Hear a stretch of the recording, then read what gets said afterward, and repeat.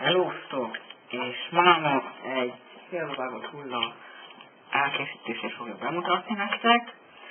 Patrik nem fog benne szerepelni, mert ő lesz az operatőrünk, vagy már most van is. És akkor nézzük is meg, hogy mi kell hozzá.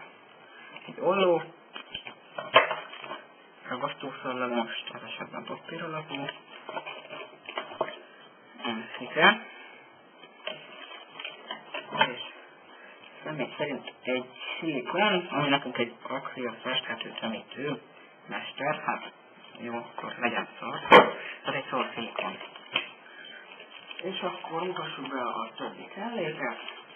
Egy ruha, hozzával egy kartondarab, ami fogja képezni a kettévágott testet, és egy PVC-cső gerincpatlóknak. Hát előző videót azért hagytuk félbe, mert hát ugye ragasztószallaggal ragasztottam, és ezt csak meghúztam, és elfogyott. Jó, akkor az lényegtelen, akkor lássunk neki a további teendőknek. Akril fog nekünk kelleni. És akkor ezzel telenyomjuk, ezt én le is csavarom, minél gyorsabban, annál jó. Kinyomok viszont nincs kalapács.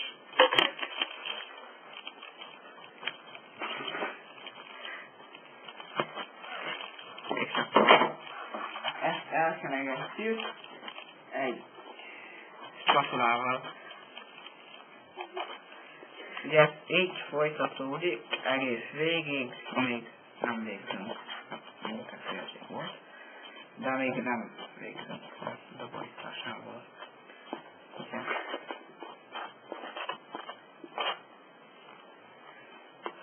Patrik mondta, hogy ezt nagyon bántjázom idekokilás. Ugye? Ja.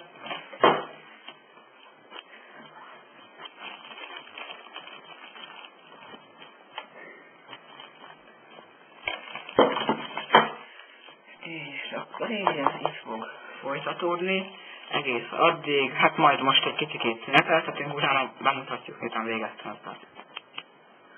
Na ugye, hát itt van a végeredmény, koszos kéz, koszos evőpálcika.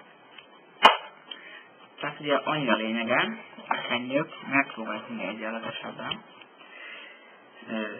a gerinc oszlopot is, nagyon nem, kicsit itt a belsejét is, hogy ne látsunk bele. Utána az egészet, ezt így akár egy ilyen spatulával, amit kidobtam, az ujjunkkal így. Én ezt megcsináljuk, mint hogy ilyen, nem is tudom, ezzel a hústoffolás. És ugye itt a ruhát is, és akkor ugye ennek ennyi a lényege. Mindjárt megmutatom az egészet. És ugye ez úgy lesz, hogy ugye ez így fog feküdni a vádazatunk.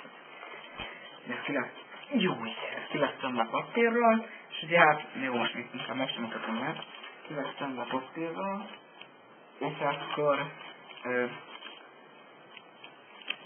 ez a kéz fogni fog ugye egy ilyen, hát ugye bekötözött fejét, tehát ugye, mint ha fáj lenne, csak lesz rajta egy zsák, mert mindjárt ide fogok.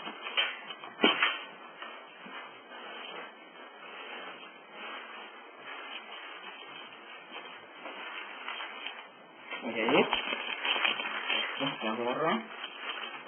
Ezt annyiból csináltuk meg, újságpapír volt. Van benne. A zsákot passzíkoltuk. És ugye így lesz rajta a keze. Ez konkrétan ennyi. És akkor ugye azt fog feküdni szegénykel. Elvérezve. Hogy ennyi lesz. És hát akkor ennyi lesz volna.